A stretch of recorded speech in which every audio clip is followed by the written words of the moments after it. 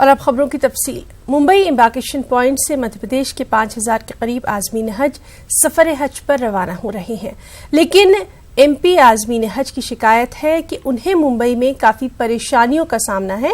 हज कमेटी है कि उनके मसाइल की जानिब ध्यान तक नहीं दे रही।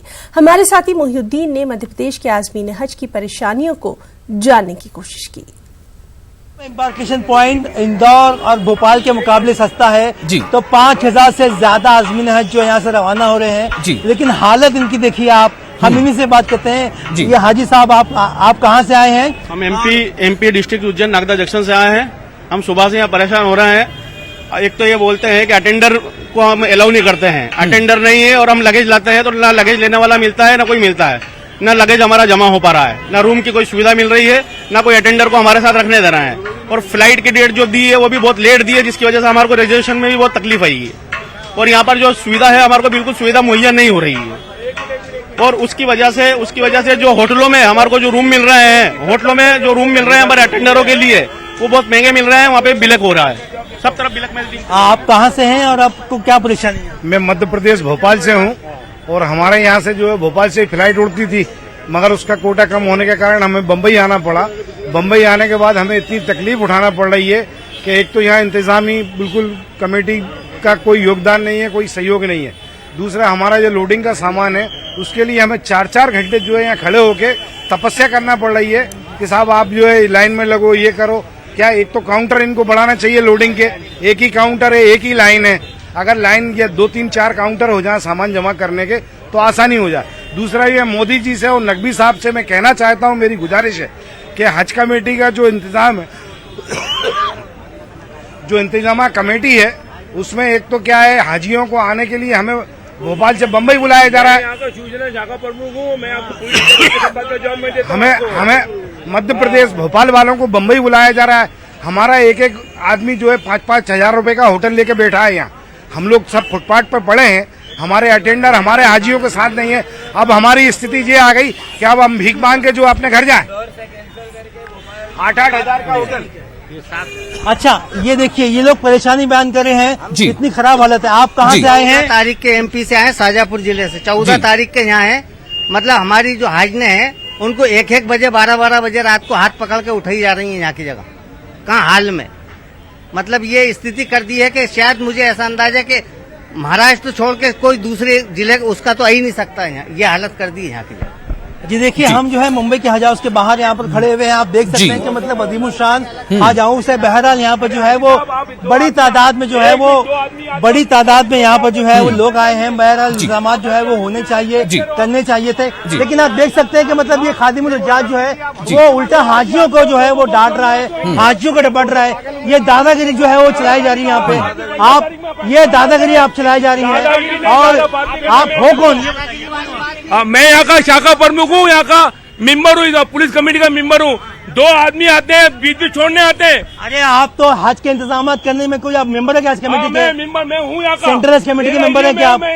मेरे एरिया में मेरा फर्ज बनता है। चलिए जाइए। ये देखिए ये जो है ये आदमी धमका रहा है और ये हाजियों को धमका रहा है। पूरे दिन से गेट बंद कर रखे, कोई ऊपर चढ़ सकता है ना उतर सकता है। हमारी हाज ने भूखी प्यासी पड़ी। हमारा जो है एमपी का इंदौर से बंद हो गया, इंदौर से चालू किया जाए, बहुत अच्छा है। यहाँ हाजियों को बहुत दिक्कत आ रही है। देखिए विशाल, आप खुद अपनी आंखों से देख सकते हैं कि मतलब बदनज़मी का हाल क्या है यहाँ पर। औरंगाबाद के मुज़फ़्फ़राती इलाके हिमायत बाग में जमात इस्लामी हिंद की जानिब से मस्जिद परिचय प्रोग्राम का इनेकाद किया गया।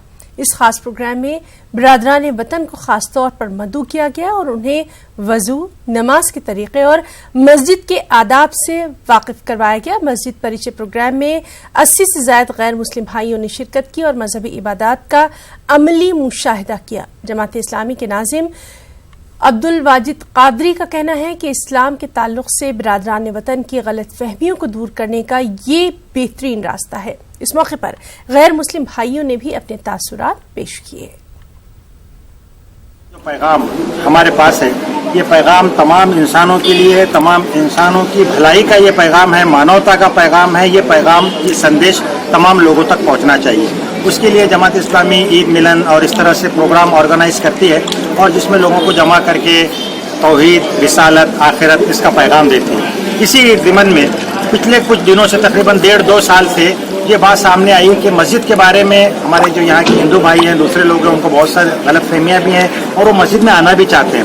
और एक गैर जरूरी हम लोगों ने भी ऐसा मामला किया है कि हम कहीं ना कहीं उसमें रुकावट बन रहे हैं। तो इसकी शुरुआत हुई लातूर से और अब पूरे महाराष्ट्र में इस तरह के प्रोग्राम लिए जा रहे हैं। हमें इस मस्जिद में ये प्रोग्राम के लिए बुलाया गया था, तो हम आए। हमें कुछ मस्जिद में इंटर होने के कुछ कानून कायदा ये सब हमें यहाँ के मौलाना इन्होंने समझाए, काफ़ी अच्छी तरह से समझाए जो हमें समझ सके, एकदम आसान सी भाषा में समझाए। मुंबई के डोंगरी में इमारत मुनहदिम होने के सबब कुल 14 अफराद हलाक हुए हैं, जबकि 9 जख्मी अफराद मुंबई के जेजे हॉस्पिटल में जेर इलाज हैं। हादसे में हलाकशुदगान की तदफीन का अमल जारी है। मुनहदिम होने वाली बिल्डिंग के मालिक अब्दुल सत्तार शेख की तदफीन आज बाद नमाज जुहर मुंबई के बड़ा कब्रिस्तान में की गई। वाज़ेह रहे कि इस दिलखराश हादसे में हलाकशुदगान में 7 मर्द और 4 खवातीन, 3 बच्चे शामिल हैं। बिल्डिंग हादसे के पेश नज़र वज़ीर आला महाराष्ट्र ने आला ऑफिसर्स की अहम मीटिंग तलब की। इसमें महाडा और बीएमसी के आला ऑफिसर्स भी शामिल रहे। दूसरी जानिब वज़ीर आला महाराष्ट्र ने महलवकीन के बुरसा को 5 लाख की इमदाद फराहम करने का ऐलान किया। काबिल जिक्र है कि जाए मुकाम पर सर्च ऑपरेशन खत्म हो चुका है।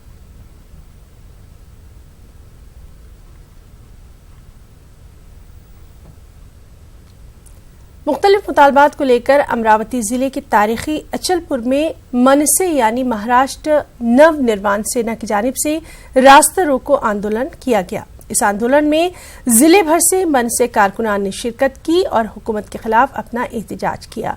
एहतजाजियों ने हुकूमत पर किसानों और बेरोजगारों से वादाखिलाफी का भी इल्जाम लगाया।